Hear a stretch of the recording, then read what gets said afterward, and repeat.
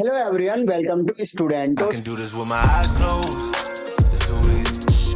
तो सर हमारे साथ है राकेश सर, जिनका यूपीएसआई में इसके अलावा स्टेशन मास्टर के पोस्ट पर सिलेक्शन हुआ है। सर की जो जर्नी है काफी इंस्पायरिंग है, क्योंकि सर ने काफी स्ट्रगल किया है, प्रिपरेशन टाइम से अपना खुद का खर्चा निकाला तैयारी के दौरान ही। और तो आज हम सर से जानेंगे उनकी स्ट्रेटजी क्या रही, बुक लिस्ट क्या रही, उन्होंने कैसे प्रिपरेशन वगैरह करी है ओवरऑल, हम जानते हैं इसके बारे में। सो अभी तक आपने चैनल को सब्सक्राइब नहीं किया तो चैनल को सब्सक्राइब कर लीजिए, इस वीडियो को लाइक करें। ओके, सबसे पहले आप अपना नाम और एजुकेशन बैकग्राउंड बताइए। मेरा नाम राकेश कुमार झा है। मैंने क्लास 10 तक अपनी सारी पढ़ाई हिंदी मीडियम से बिहार बोर्ड से की है। उसके बाद मैं उत्तर प्रदेश आया और यहाँ मैं नोएडा में एक गढ़ी चौखंडी जगह है जहाँ पे एसके इंटर कॉलेज है, जहाँ से मैंने अपनी 12वीं की और मैंने अपनी 12वीं साइंस स्ट्रीम में हिंदी मीडियम से की। उसके बाद फिर मैंने graduation MMH college CCS university से किया, जो कि बीएससी किया है मैंने। एंड देन उसके बाद फिर मैंने अपना ये कंपटीशन के लिए जर्नी स्टार्ट की। थोड़ा सा अपना बैकग्राउंड बताइए फैमिली वालों का, या फिर क्या ऐसा कठिनाइयां रही आपके साथ, उसके बारे में। देखिए, मेरे फादर एक मतलब डेली वेजेज वर्कर हैं, ठीक है, जो डेली वेजेज पे वर्क करते हैं, तो इसलिए रिसोर्सेज का काफी ज्यादा लैक रहा है हमेशा से। एंड जब मैं यहाँ पे 11th-12th में आया था तो 12th के बाद ही मैंने ट्यूशन पढ़ाने स्टार्ट कर दिए थे, जो कि as a part time job था मेरे लिए। एंड उसी जॉब के साथ मैंने अपनी ग्रेजुएशन कंप्लीट की है और अपनी जो यहाँ तक की जर्नी है, अभी मैं 2 जॉब्स में कंप्लीटली सिलेक्टेड हूँ, एक सब इंस्पेक्टर में और दूसरा स्टेशन मास्टर में। ओके, तो वो मैंने उसी जॉब के साथ कंप्लीट किया। इसके अलावा कितने एग्जाम दिए अभी तक आपने? अभी तक मैंने 7-8 एग्जाम्स दिए होंगे। जैसे रेलवे एएलपी सबसे पहला एग्जाम था मेरी लाइफ का जो क्लियर हुआ है। उसके बाद फिर एसएससी एमटीएस क्लियर हुआ है, जी। सीएचएसएल क्लियर हुआ है, सीजीएल क्लियर हुआ है, यूपी जेल वार्डन क्लियर हुआ है, दिल्ली पुलिस क्लियर हुआ है, एफकेट क्लियर हुआ है। और मैंने टीचिंग के भी कुछ एग्जाम्स दिए थे, like CTET and UP TET, जिसमें मैं ऑलरेडी क्वालिफाइड हूँ। राइट, कह सकते हैं कि आप वनडे टाइप एग्जाम्स के मास्टर है। यस राइट, यस, मास्टर तो नहीं कह सकते, बट हाँ, मैंने काफी एग्जाम्स क्रैक किए हुए हैं। ओके, सो जब आप यहाँ पर आए तैयारी करने के लिए या फिर अपनी 12वीं और ग्रेजुएशन करने के लिए, तो स्टार्टिंग का बताइए कि कैसा लगा? आपने सोचा था कि आप इन सब एग्जाम की तैयारी करेंगे, या फिर यहाँ से सिर्फ 12वीं और ग्रेजुएशन करना है? मैं आपको सच बताऊं तो मैंने कभी नहीं सोचा था कि लाइफ में मैं 10th के आगे पढ़ाई करूंगा, क्योंकि मेरे घर में अगर मुझसे पहले देखा जाए तो अभी तक किसी ने भी 10th भी पास नहीं किया है, तो मैं पहला हूं जिसने 10th पास किया है, ठीक है। तो मोटो यही था कि 10th सही से करना है एंड 10th करने के बाद हम बाहर जाएंगे, वहां पे अर्न करके अपना कुछ करेंगे, जैसे मेरे फादर करते आ रहे थे। बट जब मैं यहाँ आया तो 11th में एडमिशन लेने से पहले एक दिन मैं सेक्टर 11 में यहीं पे नोएडा में एक कंपनी गया और वहां पे मुझसे 8 घंटे काम करवाया गया। तो उस दिन मैंने डिसाइड कर लिया कि नहीं, मुझे ऐसी लाइफ स्पेंड नहीं करना है, मुझे अच्छे से एजुकेशन लेना है और लाइफ में कुछ अच्छा करना है। तो मतलब वो जो 1 डे वर्क था उसी ने मुझे कंप्लीटली इंस्पायर किया ये स्टडी के लिए। और 11th-12th मैंने विदाउट ट्यूशन किया है, बस ग्रेजुएशन में मैंने एक जगह से हेल्प लिया है, नहीं तो 11th-12th साइंस स्ट्रीम से मैंने विदाउट ट्यूशन किया है। एंड मेरे मैथमेटिक्स में 10th में मेरे 55% थे। जनरली होता क्या है, 10th से 12th में आने पे स्टूडेंट्स के परसेंटेज डिक्रीज होते हैं, बट मेरे 10th में 55% है एंड 12th में 76% है। और 10th में मेरे मैथमेटिक्स में 67 नंबर एंड 12th में 96 नंबर है। और मैं ये कह सकता हूँ कि जो मैथ्स है इसने मुझे लाइफ में बहुत ज्यादा सपोर्ट किया है। ये मतलब एक तरह से मेरे लिए रोजी रोटी भी है एंड इतने सारे कंपटीशन निकालने में भी मैथमेटिक्स ने मुझे हेल्प किया। आपका ये छोटा सा कमरा है और काफी इधर नोएडा में पीछे जगह पे है, तो ये कमरा आपने कैसे लिया? क्या मतलब इस कमरे की जर्नी बताओ थोड़ा सा, कि इधर आप क्यों आए, इधर पे ही क्यों आए? दिल्ली जा सकते थे या फिर और अच्छी जगह जा सकते थे? देखिए, सबसे पहले मेरे फादर यहाँ पे झुग्गी में रहते थे, ठीक है। उसके बाद जब मैं था तो उससे पहले मेरी मदर यहाँ आ चुकी थी। मैं मदर के आने के 2 साल बाद मैं यहाँ पे आया हूँ, ठीक है। तो और जब मदर आई तो फादर फिर इधर शिफ्ट हुए। तो यहाँ पर शिफ्ट होने का रीजन देखिए ये है कि यहाँ पे मात्र 2500 रुपये किराया लगते हैं। अगर आप यहाँ के अलावा कहीं भी नोएडा में जाते हो ना, तो कम से कम आपको 4000 रुपये किराया देने होंगे। और मेरे फादर की अभी भी जो सैलरी है वो बिलो 15,000 है। 12 आवर्स के लिए वो वर्क करते 1 डे में 12 आवर्स, और उन्हें बिलो 15,000 मिलता है। तो 15,000 से नीचे में और नोएडा जैसी जगह में तो इसीलिए। ओके, सो आपने बताया कि आपकी माता जो पिता थे पहले झुग्गी झोपड़ी में भी रहे हैं, तो अब उनको कैसा लगा जब आपका रिजल्ट देखा उन्होंने कि आपको 2-2 सिलेक्शन हो गए अच्छे पोस्ट के लिए? देखिए, ऑब्वियसली उन्हें बहुत ही प्राउड फील हुआ, क्योंकि मैं फर्स्ट हूँ अपने विलेज में, ये कह सकते हो कि जिसने ये सब इंस्पेक्टर का जॉब क्रैक किया है। और इतने सारे एग्जाम्स क्रैक करने वाले आप कह सकते हो कि मैं फर्स्ट हूँ। इवन जो जितने भी मेरे साथ 10th कंप्लीट किए थे उनमें से मैं फर्स्ट हूँ जिसने सबसे पहले गवर्नमेंट जॉब लिया है। एंड 12th में भी अभी तक मैं जितने भी मेरे कलीग्स थे सभी अच्छा कर रहे हैं अपने अपने स्पेयर्स में, अपने अपने डायमेंशन में, बट अभी तक फर्स्ट आई थिंक मैं ही हूँ जिसने गवर्नमेंट जॉब क्रैक किया है। ओके, सो जैसे कि आपने गवर्नमेंट जॉब के बारे में अपना बताया जर्नी की कैसे क्या रहा। अब ये बताइए कि क्या स्ट्रेटजी अपनाई, कब से आप तैयारी कर रहे थे वनडे एग्जाम्स की? देखिए, मैंने जब ग्रेजुएशन कंप्लीट किया था उसके बाद मैंने प्रिपरेशन करना स्टार्ट किया। तो सबसे पहले मैंने सिलेबस देखा। तो सिलेबस देखा तो उसमें 4 चीज हर एग्जाम में कॉमन है। एक तो मैथ, जीके, जीएस, रीजनिंग और आपका इंग्लिश, कहीं-कहीं हिंदी भी है। जी। तो मैथमेटिक्स मेरा ऑलरेडी स्ट्रांग था बिकॉज़ 10th में भी अच्छा था, 12th में भी और ग्रेजुएशन में मैंने मैथमेटिक्स से किया है, तो मैथ्स मेरा अच्छा था। तो उसका ये इम्पैक्ट हुआ कि जब मैं यहाँ आया तो थोड़े से यूट्यूब सर से हेल्प लेके मेरा मैथमेटिक्स बहुत अच्छा हो गया। जैसे अभिनय सर, उनके वीडियो मैं देखा करता था, तो उससे जो कॉन्सेप्ट है, जो ट्रिक है, वो बहुत ज्यादा कंप्लीट हुआ। बहुत मतलब सही से बिल्डअप हो गया, क्योंकि उससे पहले बेसिक्स तो मुझे ऑलरेडी आते हैं और मैंने आपको बताया कि 12th के बाद ही मैंने टीचिंग करना स्टार्ट किया है। तो ये 11th 12th मैथ्स मैंने काफी टाइम पढ़ाया है, तो इसीलिए कॉन्सेप्ट सारे क्लियर थे। बट मेरे लिए जो चैलेंजिंग था जीएस, जीके, जीएस। तो उसके लिए मैं स्ट्रेटजी क्या अपनाया था कि मैंने ल्यूसेंट की बुक ली थी। तो जैसे मुझे दिल्ली सल्तनत कंप्लीट करना है, तो दिल्ली सल्तनत पहले मैं क्या करता था सर कि मैं यूट्यूब पे वीडियो देखता था, जैसे वरुण अवस्थी सर का। तो पहले वीडियो देख लिया तो सारा स्टोरी माइंड में फीड होता था। उसके बाद फिर मैं उन पॉइंट्स को जब रीड करता था तो ऐसा लगता था मुझे सब कुछ आता है। और यही मैंने ज्योग्राफी में भी, तो ज्योग्राफी में जैसे मैपिंग एरिया, जैसे रिवर्स हो गया। अब रिवर्स या कुछ भी आप ज्योग्राफी में याद तभी कर सकते जब आपको मैप बहुत क्लियर हो। तो इसके लिए भी मैंने यूट्यूब की हेल्प ली थी। ओके, सो अगर हम रिवर्स की बात करें तो इंडिया की टॉप 3 रिवर्स के बारे में बताइए जो सबसे बड़ी हो। अच्छा, राइट। जैसे देखिए, ब्रह्मपुत्र को तो कंसीडर नहीं किया जाता है, बट अगर हम अपने इंडिया में देखें नॉर्दर्न में, तो आपका एक हो गया गंगा, ठीक है, जो 2525 है। उसके बाद यमुना जो ट्रिब्यूटरी है, और अगर साउथ में आप जाओगे तो गोदावरी। Okay, great. ठीक है। ओके, सो ये चारों जो सब्जेक्ट हैं, जो नॉर्मल बैकग्राउंड से आते हैं, जिनका साइंस भी बैकग्राउंड हो सकता है, आर्ट भी हो सकता है, या फिर नॉर्मल ग्रेजुएशन हो सकता है, तो उनको क्या करना चाहिए one day exams type strategy starting से ही? उनका माइंडसेट कैसा होना चाहिए, क्या अप्रोच होनी चाहिए? देखिए, स्टार्टिंग से माइंडसेट ये होना चाहिए कि पहले आप एक एग्जाम्स को टारगेट कर लो। ये नहीं कि आप इधर भी जाओ उधर भी जाओ, ठीक है। और उस एग्जाम के जो सिलेबस है उसको आप डेडिकेट होके कंप्लीट करो। सिलेबस एक बार कंप्लीट करो। जब आप सिलेबस कंप्लीट कर लो तो उसके बाद आपको क्या करना है कि वो पुराने तरीके से नहीं स्टडी करना है। स्टडी आपको थोड़ा स्मार्ट वे में करना है। स्मार्ट वे में कैसे? कि अभी जो लेटेस्ट एग्जाम में जो मैथ्स के क्वेश्चन आ रहे हैं आप उसे कंप्लीट करो, रादर देन कि आप किरण पब्लिकेशन की बुक कर रहे हो। किरण पब्लिकेशन बुक करोगे टाइम भी ज्यादा लगेगा, ठीक है। हो सकता है फ्रूटफुल तो होगा ही होगा, बट उतना ज्यादा ना हो। बट अगर आप यूट्यूब से जो लेटेस्ट क्वेश्चंस है, अगर उसके पैटर्न को आप देखते हो और वो क्वेश्चंस आप करते हो, तो लेटेस्ट क्वेश्चंस भी आपके कवर होंगे और टाइम भी आपका कम जाएगा और आपके लिए काफी ज्यादा रिजल्ट भी होगा। ओके, सो क्या आपने मॉक टेस्ट वगैरह लगाए हैं? अगर मॉक टेस्ट लगाए हैं तो उनको कैसे लगाते थे, क्या शेड्यूलिंग रहती थी? मैंने मॉक टेस्ट 3 जगह से दिए हैं। एक तो ग्रेडअप से, एक रामो सर का मॉक है वो, और एक मैंने टेक्स्ट बुक से दिया है। और सबसे ज्यादा इनमें मैंने टेक्स्ट बुक से दिया है। तो टेक्स्ट बुक से मैं मॉक देता था और मॉक को फिर एनालाइज करता था। तो मैं जनरली मैथ्स और रीजनिंग का एनालिसिस नहीं करता था, मैं सिर्फ जीके और यूपीएसआई में हिंदी के लिए करता था, ठीक है, और सीजीएल में जीके और इंग्लिश के लिए करता था, बिकॉज मैथमेटिक्स और रीजनिंग की मुझे कभी नीड नहीं हुई। Right, okay. सो क्या टाइम टेबल फॉलो करते थे? डेली कितने घंटे एवरेज पढ़ते थे? देखिए, मैं डेली का टाइम टेबल बताऊं तो, क्योंकि मैंने आपको पहले बताया था कि मैं जॉब में था, ठीक है।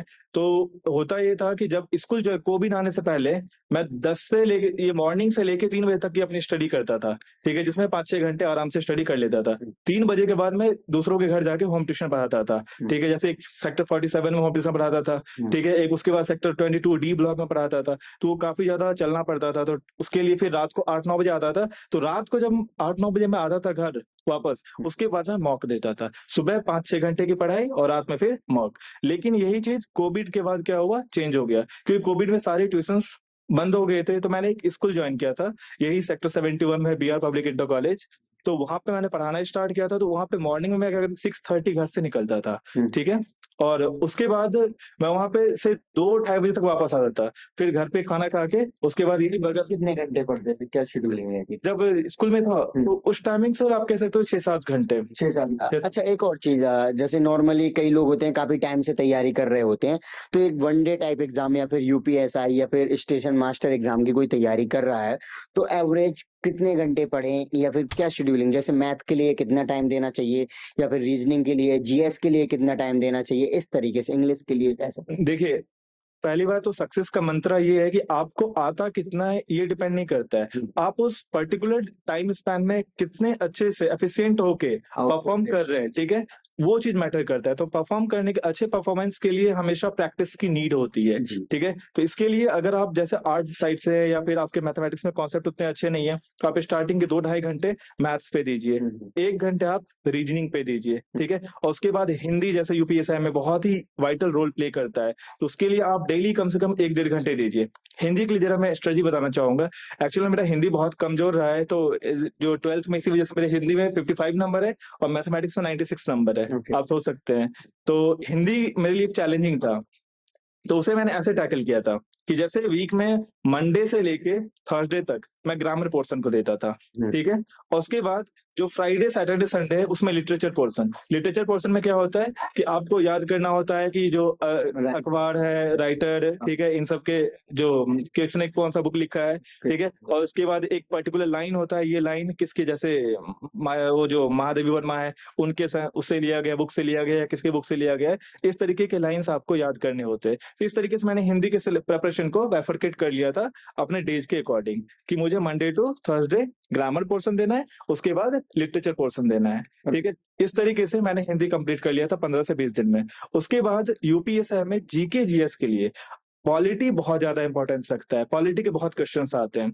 तो पॉलिटी के लिए मैंने क्या किया था, 11 चैप्टर्स मैंने लक्ष्मीकांत में टिक कर लिया था और उस 11 चैप्टर्स को मैंने बहुत अच्छे से कंप्लीट किया था, ठीक है सर। और उसके बाद फिर मैंने मैथमेटिक्स और रीजनिंग अपना जो लेटेस्ट क्वेश्चन है, जैसे गगन प्रताप सर हो गए या फिर अभिनय शर्मा सर हो गए, वो जो प्रैक्टिस करवाते रहते न्यू क्वेश्चंस जो कंपाइल करके लाते हैं यूट्यूब पे, वो मैं करता था। तो इस तरीके से मेरे जो टोटल स्कोर है, रॉ स्कोर है, वो 330 है आउट ऑफ 400। Okay. और जीके में अभी तक हाईएस्ट 100 में से 71 रहा है मेरा यूपीएसआई में। सो नोट्स वगैरह आपने बनाए हैं कभी? मैंने नोट्स नहीं बनाए थे, मैंने बुक को प्रेफर किया है, मैंने नोट्स नहीं बनाए थे। तो- हाँ, नोट्स मैंने हिंदी का बनाया था, लिटरेचर वाले पोर्शन का, वो अंकित भाटी के चैनल पे एक नवीन शर्मा सर है, तो उनके माध्यम से। ओके, सो अगर मैं आपसे कुछ रेफरेंस बुक पूछूं वनडे एग्जाम्स के लिए, जो आपने एग्जाम्स के लिए पढ़ी हो, तो उन बुक्स के नाम बताइए। देखिए, जीके जीएस के लिए ल्यूसेंट, और उसको आप फिर क्या कहते हैं करंट अफेयर्स के साथ ऐड ऑन कर सकते हैं। लाइक जैसे करंट अफेयर्स के लिए एडुटेरिया या फिर घटना चक्र, मैं ये यूज करता था। एंड उसके बाद रीजनिंग की अगर बात करें तो रीजनिंग के लिए मैंने ऐसा कोई बुक नहीं किया था, बट मैंने रीजनिंग में 5 टॉपिक छांट लिए थे। एक रैंकिंग, एक कैलेंडर बच्चे इजी लेते, बट अगर कैलेंडर क्या है कि कैलेंडर क्लॉक का ना थोड़ा सा मैथमेटिक्स इंक्लिनेशन ज्यादा है, ठीक है। तो उसमें अगर मैथमेटिक्स बेस पे अगर क्वेश्चन घुमा कर पूछा जाए तो थोड़ा सा प्रॉब्लम आप फील कर सकते हो। तो मैंने क्या किया था, सिलोजिज्म, रैंकिंग, और उसके बाद कैलेंडर, ठीक है, और उसके बाद स्टेटमेंट्स एंड कंक्लूजन, ये वाले जो, एंड एक कोर्स एंड एक्शन वाला भी चैप्टर है, वो सारे चैप्टर्स मैंने अच्छे से कर लिए थे। बाद बाकी कोडिंग डिकोडिंग का 7 पैटर्न्स होता है, वो मैंने अच्छे से कर लिया था। इस तरीके से आप ये कह सकते हो कि जो उसमें जो रीजनिंग में जो मेरा अप्रोच रहा था, वो टॉपिक बेस्ड अप्रोच रहा था। तो इन 6-7 जो प्रोमिनेंट टॉपिक्स है उनको मैं कंप्लीट करने के बाद फिर पीयूष वार्ष्णेय सर है करियर विल पे, उनके थ्रू यूट्यूब पे भी बहुत सारे 1000 क्वेश्चंस के प्रैक्टिस करवा रखे हैं, तो वो क्वेश्चंस मैंने किए थे। पहले 7 टॉपिक्स कंप्लीट किया था, उसके बाद क्वेश्चंस के प्रैक्टिस मैंने यूट्यूब से किया था। ओके, सो आपको नहीं लगा कि आपको कोचिंग वगैरह ज्वाइन करनी चाहिए थी?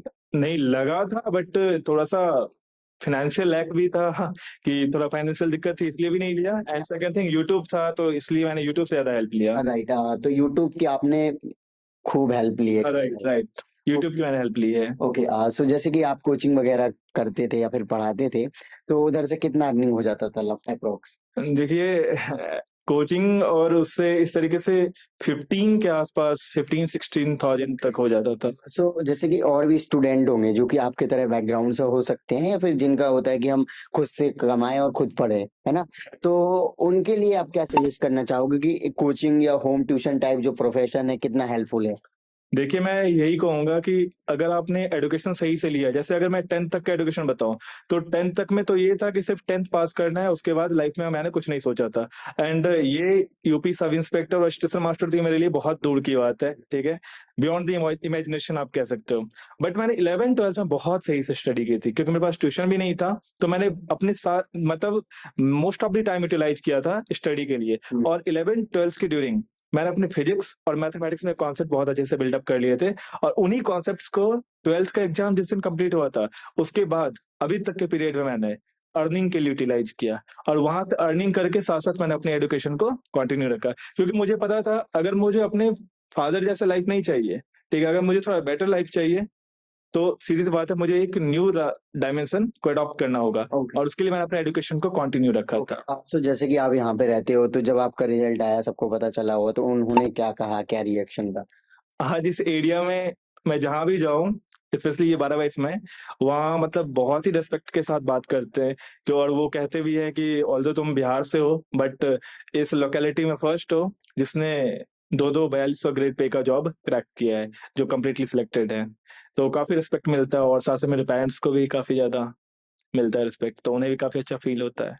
राइट। सो आप क्या कहना चाहोगे कि इस तरीके से जब बैकग्राउंड से आते हैं, तो क्या जरूरी है उनको डायरेक्ट गवर्नमेंट एग्जाम्स की प्रिपरेशन करें, या फिर जैसे कि आपने किया ये प्राइवेट ट्यूशंस वगैरह पढ़ाना, या फिर इस तरीके से? देखिए, वो डिपेंड करता है कि आपकी एजुकेशन किस तरह की है। अगर आप स्किल्ड हो, लाइक बीटेक, बीसीए, एमसीए, तो आप कहीं प्राइवेट में जा सकते हो, बट मैं बीएससी था तो ऑनेस्टली मेरे लिए ज्यादा स्कोप नहीं था। अब एक बार मैंने ट्राई भी किया था, तो मुझे वो कॉल सेंटर की जॉब मिली थी और 10,000 रुपए दे रहे थे कोविड के टाइम पे। तो इसीलिए ये चीजें ना, ये जो सर्कमस्टांसेज है, इसने मुझे और ज्यादा मजबूत किया एंड पुश किया, आप कह सकते हो, इस प्रिपरेशन को कंटिन्यू रखने के लिए। राइट। सो अगर हम बात करें जैसे कि जो वनडे टाइप एग्जाम्स होते हैं, तो आपने मल्टीपल एग्जाम्स दिए, राइट। तो क्या मल्टीपल एग्जाम्स देने चाहिए, फिर एक दो एग्जाम को ही टारगेट करना चाहिए? देखिए, जब एक बार आप सिलेबस कंप्लीट कर लेते हो तो आप कितने भी एग्जाम्स दो, फिर कोई मैटर नहीं करता है। पहले आप सिलेबस कंप्लीट कर लो। जैसे मैंने एक बार सिलेबस कंप्लीट किया, उसके बाद मैंने डिफरेंट डिफरेंट एग्जाम्स दिए, तो इससे हुआ क्या कि सारे एग्जाम्स मेरे क्लियर होते गए, और अभी तक मैंने 10 से 11 एग्जाम्स क्लियर किए हैं। एंड अभी अगर मैं फाइनल सिलेक्शन की बात करूं, यूपीएसआई पहला हो गया, एसएससी सीएचएसएल दूसरा, एमटीएस तीसरा, और उसके बाद स्टेशन मास्टर चौथा, एंड लेवल 5 की अभी कुछ दिन पहले रिजल्ट आई है, रेलवे ने रिजल्ट डिक्लेयर किया है। उनमें 2 पोस्ट है, एक गुड्स गार्ड और एक नॉन टाइपिंग पोस्ट, क्योंकि मैंने टाइपिंग नहीं दिया था, एक नॉन टाइपिंग पोस्ट है। दोनों के कट ऑफ से 2-2 नंबर में रह जाता है। तो इस तरीके से आप कह सकते हो कि टोटल 6-7 एग्जाम में मैं कंप्लीटली सिलेक्टेड हूँ। ओके। सो रिवीजन के लिए क्या करते थे आप? रिवीजन के लिए, हाँ, ये बहुत इंपॉर्टेंट। रिवीजन के लिए, जैसे मैं स्कूल में पढ़ाता था, ठीक है, तो जो लंच का टाइम होता था, तो उस टाइमिंग मैं अपने हाथ में बुक भी रखता था, तो बच्चे अपना लंच कर रहे होते थे और जो मैंने रीड किया है उसको मैं पढ़ता था। जैसे मैं ऑटो में आ रहा हूँ तभी पढ़ता था, रीड कर लेता था, तो इस तरीके से रिवीजन हो जाती थी। और जैसे मान लो अगर आप बुक नहीं है आपके पास, तो आजकल पीडीएफ के फॉर्म में बहुत सारी चीजें अवेलेबल है। आप कहीं जाते वक्त, आते वक्त, या फिर कहीं जैसे होम ट्यूशन में गए, आप बच्चे जब तक आ रहे हैं 10-15 मिनट का, तो छोटे छोटे ये जो टाइम स्पैन है ना, आपको उसको मैक्सिमम यूटिलाइज करना है, बिकॉज दूसरों की तरह हमारे पास फुल टाइम तो है नहीं, कम टाइम है, तो कम टाइम के अकॉर्डिंग हमें अपने टाइम को पूरा का पूरा यूटिलाइज करना है। सो आप स्टेशन मास्टर चूज करोगे या फिर यूपीएसआई? देखिए, अभी भी कंफ्यूजन है इसमें। अगर मैं यूनिफॉर्म को देखता हूँ तो कभी कभार मेरा मन करता है कि इसमें यूपीएसआई को मैं चूज करूँ, एंड बट अगर मैं आगे के लिए, जैसे मेरे कुछ और भी गोल्स हैं जो मुझे कंप्लीट करना है विद इन 2-3 इयर्स, तो फिर मुझे स्टेशन मास्टर। बट फाइनली मैंने अभी जो रिसेंटली जो डिसीजन लिया, वो ये लिया है कि मुझे यूपीएसआई ज्वाइन करना है, और 31 जनवरी से मेरा ट्रेनिंग भी स्टार्ट है। ओके। यूपीएसआई में जब आप जाओगे, तो क्या सोचा है कि क्या मैं करूंगा, फर्स्ट मैं किस तरीके से करने वाला हूँ काम? देखिए, पहले तो मुझे 1 ईयर वहाँ पे ट्रेनिंग में रहना होगा, तो इसके लिए मैंने ये स्ट्रेटजी बनाया कि जो लॉ वाली पोर्शन है उसको मुझे बहुत अच्छे से करना है, बहुत अच्छे से सीखना है, सो दैट कि आगे जब मैं फील्ड में आऊँ तो अच्छे से इम्प्लीमेंट कर सकूं।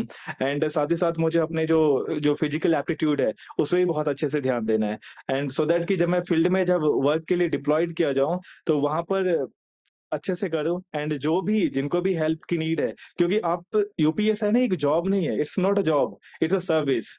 आप में सैलरी मिलता है इसलिए आप इसे जॉब कहते हो, बट जो आप वर्क करते हो ना, वो वर्क जॉब के अंडर नहीं आता, वो एक सर्विस के अंदर आता है। जितने भी डॉन ट्रोडन लोग होते हैं, ठीक है, जैसे आप देख रहे हो वुमेन के अकॉर्डिंग, वुमेन के लिए, या फिर जो बच्चे हैं उनके रिस्पेक्ट में crimes day by day increase होते जा रहे हैं, तो वहां पर जो मेन रोल कौन प्ले करता है? पुलिस मैन ही प्ले करते हैं। और जो सब इंस्पेक्टर की पोस्ट है, इसमें आपको इन्वेस्टिगेशन की अपॉर्चुनिटी मिलती है। Yes, right right right. तो अभी तक और अभी तक और हमेशा यही सोच रहेगी कि मैक्सिमम लोगों की हेल्प करो। ओके। राइट।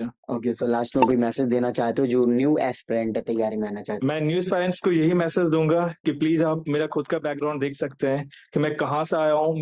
आप सोच सकते हैं कि मेरा मेन प्रायोरिटी ही 10th क्लास था, बट मैं 10th तक नहीं रुका, मैं आगे आया हूँ और मैंने ये सारी एजुकेशन अपने कमाने के साथ साथ, ठीक है, अपनी अर्निंग के साथ साथ कंप्लीट की है।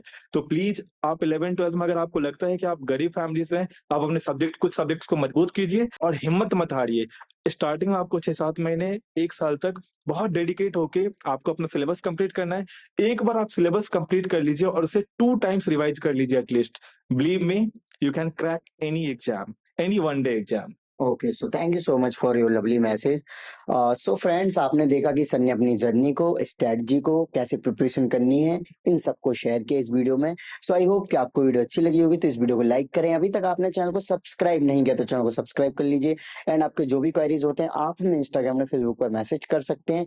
इन सभी की लिंक वीडियो के डिस्क्रिप्शन में। जय हिंद।